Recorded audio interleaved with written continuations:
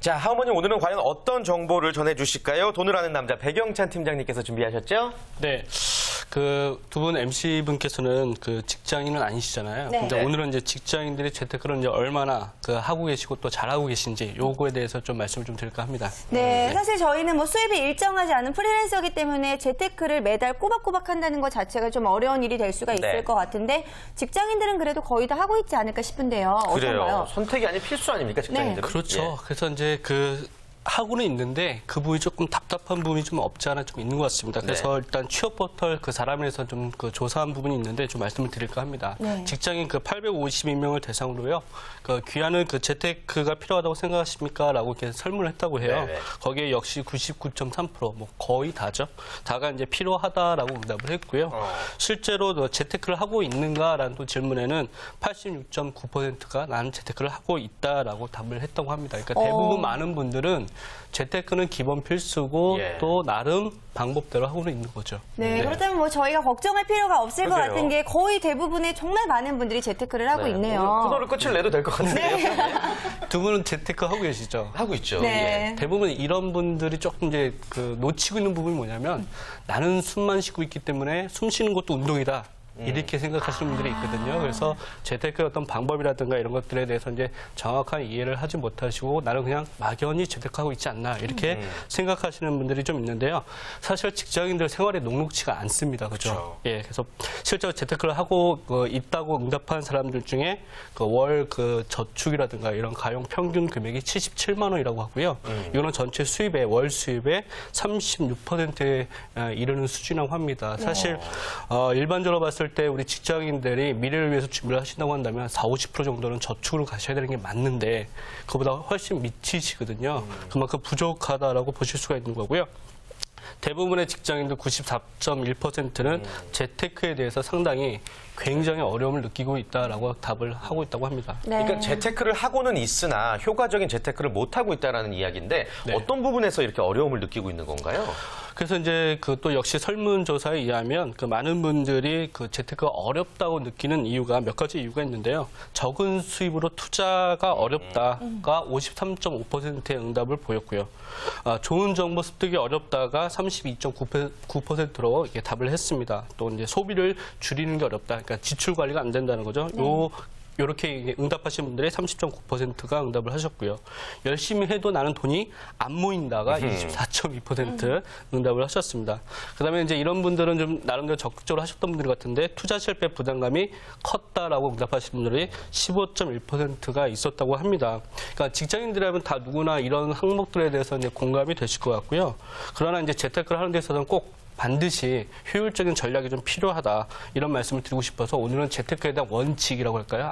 가장 기본이 되는 부분을 좀 말씀을 드려야 할 필요성이 있을 것 같습니다. 네, 직장인도 굉장히 여러 분들이 계시는데 여러 분류의 분들이 계시는데 그렇다면 어떤 분들부터 한번 알아볼까요? 제가 오늘은 많은 직장인들 중에 요즘 이제 1인 가구다, 뭐 솔로다 이런 얘기 많이 하지 않습니까? 그래서 요즘 많이 회자되는 용어 중에도 이제 솔로 이코노미라는 말이 좀 많이 있습니다. 그래서 KB 금융지주에서 한번 발표한 자료가 있었는데요. 국내 1인 가구 비중이 급격히 늘어나고 있는데 2000년도에는 15.5%였다고 합니다. 그게 이제 지난해는 25.3%가 됐다가 2025년에는 31.3%까지 높아질 전망이라는 거죠. 혼자 사는 가구가 그만큼 급격하게 늘어나고 있다는 얘기가 될 것 같고요. 이렇게 혼자 1인 가구로 살아가시는 분들은 미래에 대한 노후 준비라든가 또 재테크의 필요성을 더더욱 여실히 느낄 수밖에 없을 것 같고요. 고소득이면서 결혼도 안 했고 혹은 이혼을 했거나 또 나이가 많거나 이런 가구의 1인 가구들은 이제 유형별로 어떤 본인들의 재무적 특성이라든가 재무 관리의 중요성을 많이 강조를 해도 지나치지 않다 이렇게 말씀 좀 드릴 수 있을 것 같습니다. 네, 좋습니다. 자, 그렇다면 솔로 가구들이 필히 알아야 될 재테크 요령 어떤 것부터 어떻게 준비해야 될까요? 저는 일단 가장 기본을 말씀을 드리고 싶은데요. 씀씀이는 이제 줄여야 되는 게 맞습니다. 다 쓰고 나 재테크하겠다라고 하면 그건 뭐 말이 안 되는 것 같고요. 그다음에 의료보장 상품 반드시 준비를 하셔야 되는데 그건 좀 이따가 제가 왜 그래야 되는지 좀 말씀을 드리도록 하겠습니다.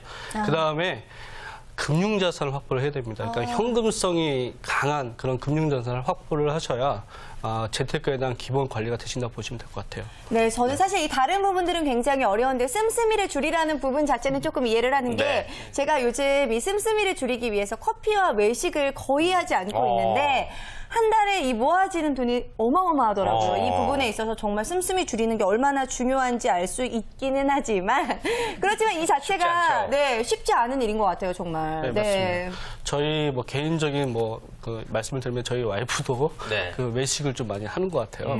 제가 영수증 관리를 합니다. 네, 그래서 커피 마시면 왜 4잔을 마셨는지, 3잔을 왜 마셨는지 제가 이렇게 따지고 묻는데요. 되게 싫어하시겠다, 사모님이. 관리를 해야 됩니다. 지출 관리를 해야 되는데 이게 많은 분들이 생각하시기에 혼자 살면 나는 덜 쓸 거야, 덜 쓸 거야 이렇게 생각을 하시는데요. 많이 쓰십니다. 왜? 외식 같은 것도 많이 하시기 때문에 많이 지출이 나가시고요. 또 혼자 사시다 보니까 좀 편리하게 생활을 하시기 위한 여러 가지 도움을 받아야 되는데 그게 사람에 대한 도움이 아니라 여러 가지 기기들에 대한 도움이 필요하거든요. 세탁기도 놔야겠고 세척기도 놔야겠고 그러다 보니까 목돈들이 팡팡팡 나가는 경향들이 좀 있죠.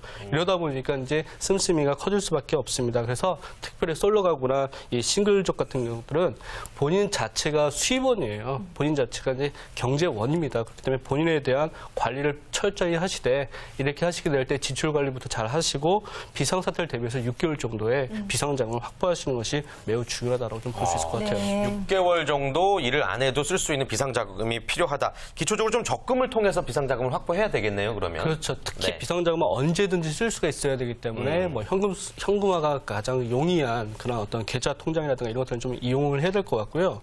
사실 6개월분의 비상자금을 만든다고 하면 매우 어렵습니다. 그래서 월급의 50%씩 적금을 하더라도 벌써 1년이 걸리고요. 10%씩만 하면은 5년이 걸리는 매우 긴 시간입니다. 그래도 꼭 하셔야 되는 것 같고요. 못하 안에 이렇게 마음을 먹으신다고 한다면 미래에 대한 부분들이 매우 힘들어질 거라는 것을 꼭 기억을 하셔야 될 것 같습니다. 그래서 이제 그런 의미에서 이제 저는 꾸준히 저축하셔야 된다는 말씀을 꼭 드리고 싶고요.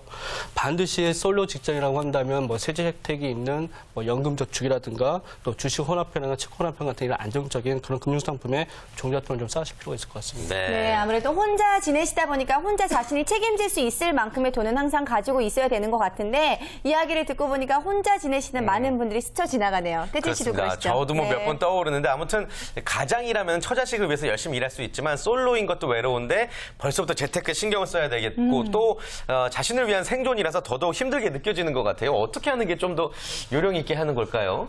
지금 잘 말씀하셨는데 아까도 제가 말씀드렸던 것처럼 본인에 대한 관리를 좀 철저히 좀 하셔야 될 것 같고 결국은 전략이 필요한 거죠. 전술이 필요한 건데 하나 더 제안을 좀 드리고 싶다고 한다면 이 혼자이신 분들은 이제 주택 청약 종합저축을 가입하셔서 적은 평수라도 내 집 마련 준비를 좀 하시면 좋을 것 같고요. 그다음에 그 노후를 위해서 이렇게 집이 있으면 나중에 주택연금으로 활용하실 수가 있거든요. 그렇게 되면 노후에 대한 부분도 충분히 활용이 가능하실 것 같습니다. 이런 것들을 좀 미리미리 챙기시는 게 좋지 않을까 생각을 합니다. 그리고 또 아까 의료 보장 상품에 가입하라는 이야기 하셨잖아요. 어떤 거죠? 제가 좀 이따가 이렇게 말씀을 드린다고 했었는데 이 참 중요한 내용이 뭐냐면 아까 이제 어느 누구나 다 해당되는 얘기겠지만 본인이 경제원이라고 말씀을 드렸잖아요. 그러니까 내가 소득을 벌지 못하면 그만큼 경제적 손실입니다. 그래서 본인에 대한 의료 보장을 가져가야 된다. 내가 아플 때, 내가 다칠 때, 내가 혹시 큰일을 당했을 때 뭔가 보장을 받을 수 있는 보험 상품에 가입하라는 말씀인데요.